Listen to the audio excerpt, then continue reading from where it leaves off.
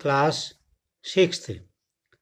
आज हम आपकी दूसरी जो पुस्तक है हमारी पृथ्वी, इसमें पहला चैप्टर पढ़ेंगे।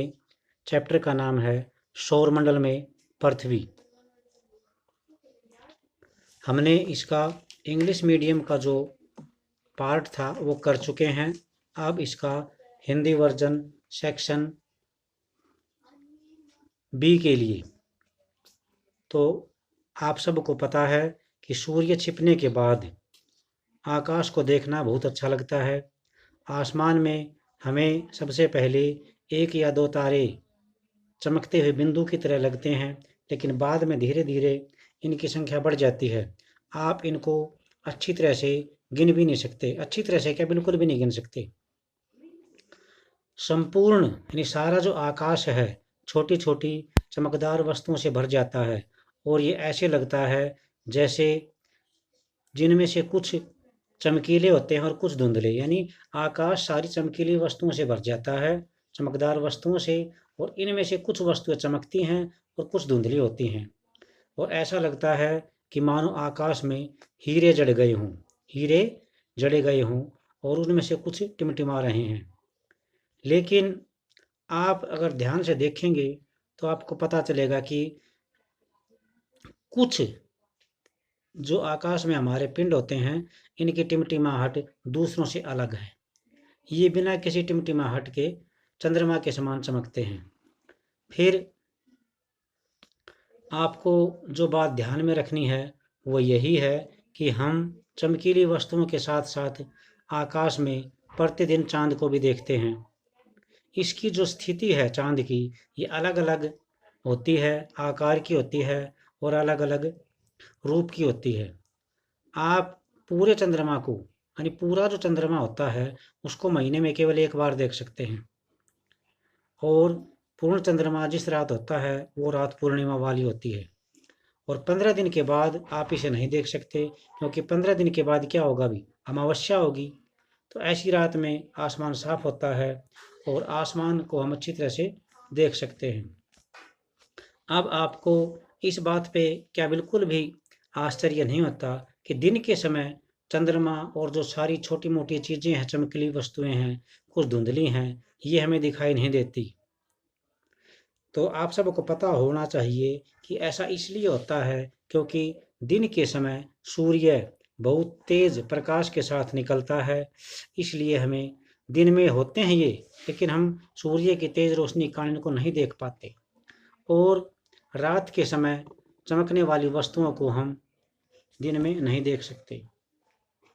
अब जो काम की चीज़ है, निशान लगा हुआ है, आप देख सकते हैं।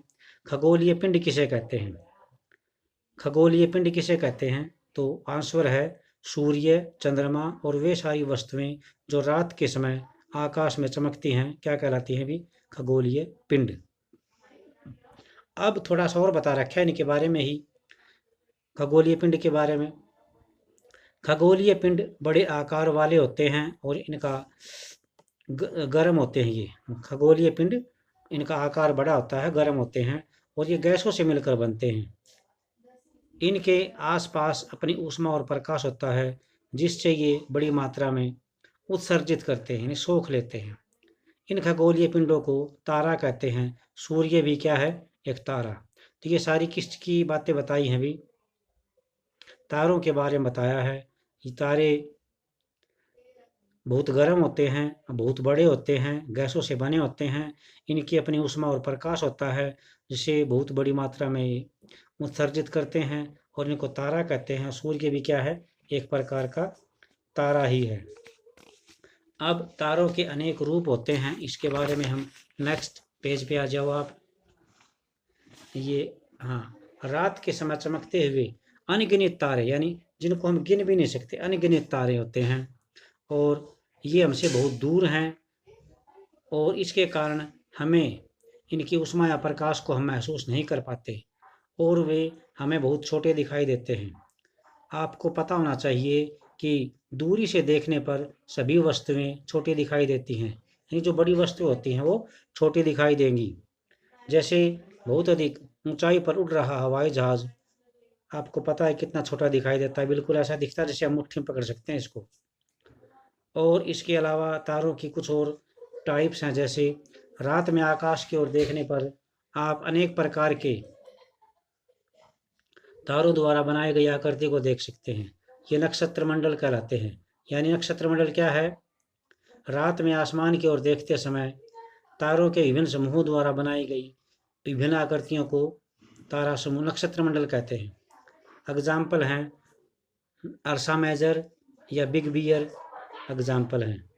और बहुत आसानी से पहचान में आने वाले जो तारामंडल हैं, जैसे सप्तऋषि है, 7 तारों का समूह, जो कि नक्षत्र मंडल अर्सा मेजर का भाग है।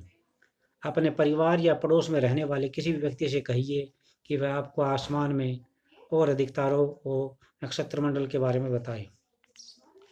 आपको प्राचीन समय में जब हमारे पास दिशा सूचक नहीं था, दिशा को बताने वाला यंत्र नहीं था, तो उस समय तारों की सहायता से दिशा का ज्ञान प्राप्त करते थे। उत्तरी तारा उत्तर दिशा को बताता है, इसे ध्रुव तारा भी कहते हैं। यह आकाश में हमेशा एक स्थान पर रहता है। हम सप्तऋषि की सहायता से ध्रुव तारे की स्थिति का पता लगा सकते हैं। तो अब आगे चलिए भी। नेक्स्ट, कुछ खगोलीय पिंड होते हैं जिसमें अपना प्रकाश और ऊष्मा नहीं होती। ये तारों के प्रकाश से चमकते हैं। ऐसे पिंडों को क्या कहते हैं भी? ग्रह। ये पर्सन है भी ग्रह किसे कहते हैं? कुछ खगोलीय पिंडों में अपना प्रकाश और ऊष्मा नहीं होता, जिसको ये तारों के प्रकाश से चमकते हैं और इनको ग्रह कहलाते हैं। ग्रह इसमें थोड़ा सा आगे बताया गया है। ग्रह जिसे अंग्रेजी में प्लेनेट कहते हैं, ग्रीक भाषा के प्लेनाइट शब्द से लिया गया है।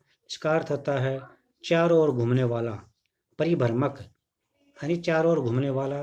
पृथ्वी भी एक ग्रह है जिस पर हम रहते हैं। और ये सारी जो ऊष्मा है, अपनी प्रकाश है और ऊष्मा है, ये सूर्य से प्राप्त करती है। और सूर्य जो है पृथ्वी के सबसे नज़दीक का तारा है। सूर्य जो है पृथ्वी का सबसे नज़दीक का तारा है। पृथ्वी को बहुत अधिक दूरी से देखने पर, चंद्रमा से देखने पर, यानी चंद्रमा से अगर हम पृथ्वी को देखेंगे तो यह चंद्रमा की तरह चमकती हुई हमें लगेगी।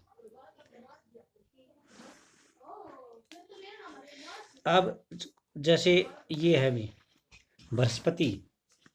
बृहस्पति, शनि और यूरेनस, ये क्या है भी? इनके चारों ओर छल्ले हैं। बृहस्पति, शनि और यूरेनस के चारों ओर छल्ले हैं। ये छल्ले विभिन्न पदार्थों से, असंख्य छोटे छोटे पिंडों से बनी हैं। इन पृथ्वी से इन छल्लों को दूरबीन की सहायता से, यानी बहुत अच्छी दूरबीन जो है उसकी सहायता से हम देख सकते हैं। नेक्स्ट हमारा जो पॉइंट आ गया है वो क्या है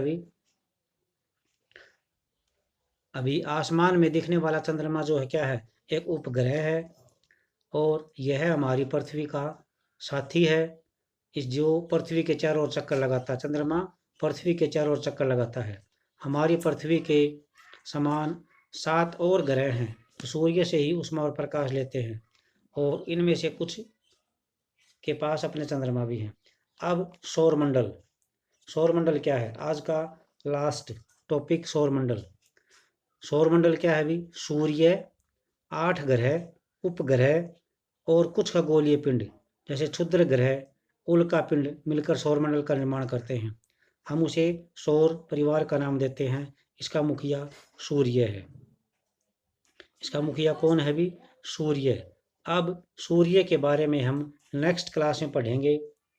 और आज के लिए इतना ही।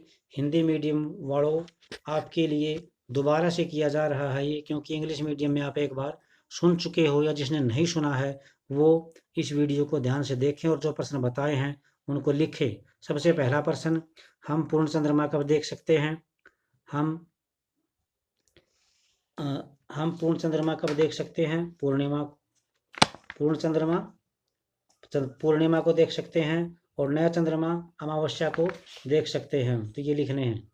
थैंक्स। और फिर आगे जो छोटे मोटे प्रश्न बताए हैं वो हैं ही आपके साथ, उनको याद करो और समझो और लिखो अपनी कॉपी में।